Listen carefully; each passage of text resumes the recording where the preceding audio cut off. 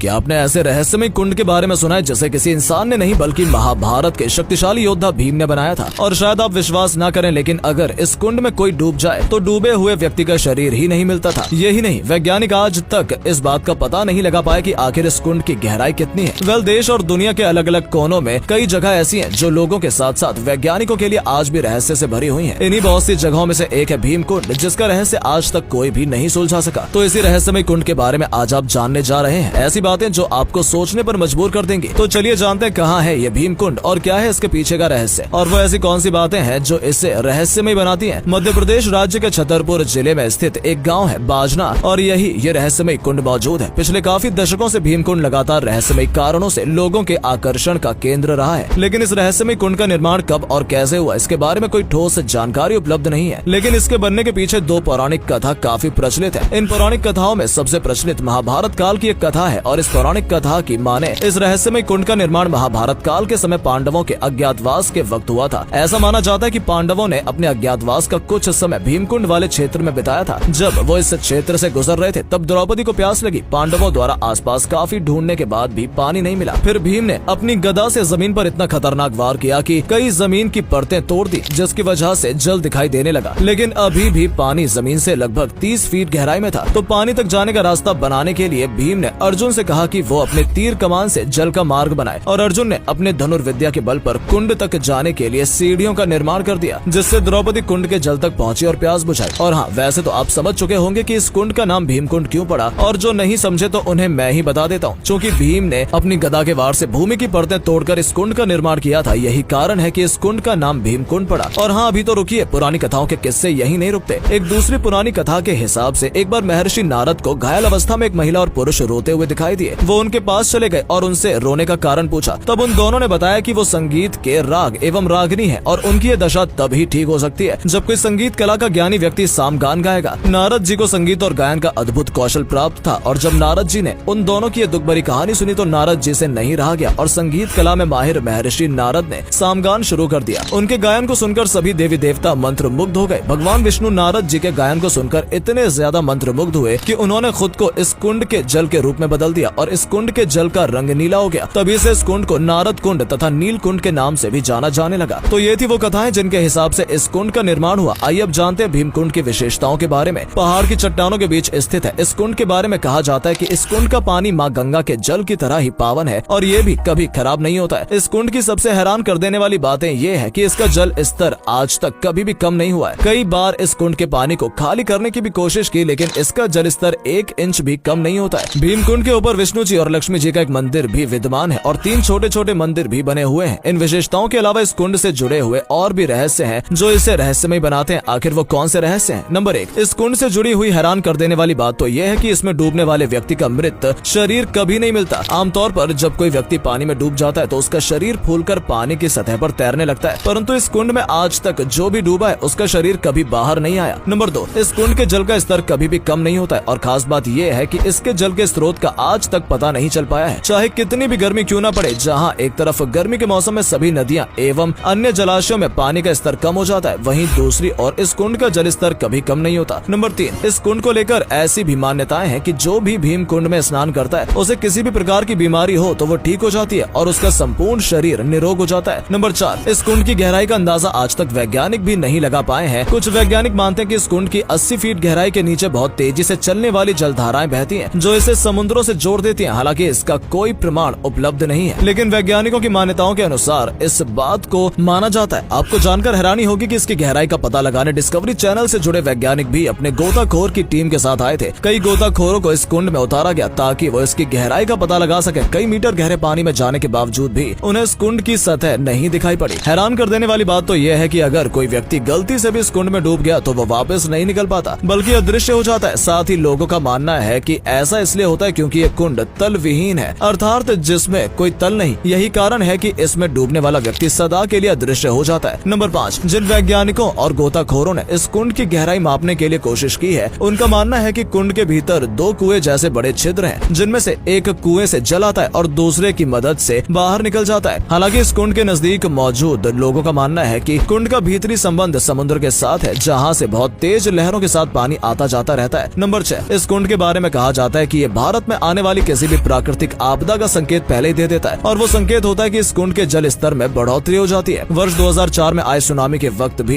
इस कुंड के जल स्तर में वृद्धि देखी गई थी। ये एक रहस्य ही है कि आखिरकार किसी भी प्राकृतिक आपदा के आने से पहले इसके जल स्तर में वृद्धि क्यों हो जाती है। नंबर 7, भीमकुंड के जल को गंगा जल की तरह ही निर्मल माना जाता है। दरअसल इस कुंड में उपस्थित जल बहुत ही निर्मल है और साफ दिखाई देता है। ऐसा माना जाता है कि गंगा के जल की तरह ही भीमकुंड के जल में भी कभी कीड़े नहीं पड़ते। इसका जल हिमालय से निकलने वाली गंगा की तरह मिनरल वाटर जैसा होता है। साथ ही ऐसा ही माना जाता है कि अगर कोई व्यक्ति चर्म रोग से पीड़ित है और उस पर भीमकुंड का पानी पड़ जाए तो उसे चर्म रोगों से निदान मिल जाता है। इतना ही नहीं, लोग आस्था और पवित्रता के प्रतीक के रूप में भी इस जल को अपने साथ बोतलों में भरकर अपने घर ले जाते हैं। नंबर 8, इस कुंड के पानी के बारे में कहा जाता है कि किसी को भी कितनी भी प्यास लगी हो, अगर वो इस कुंड का मात्र 3 बूंद पानी भी पी ले तो उस इंसान की पूरी प्यास बुझ सकती है। ये थी भीमकुंड से जुड़ी कुछ रोचक जानकारियां। तो कौन सी बात आपको ज्यादा रहस्यमय लगी, कमेंट करके जरूर बताएं। धन्यवाद।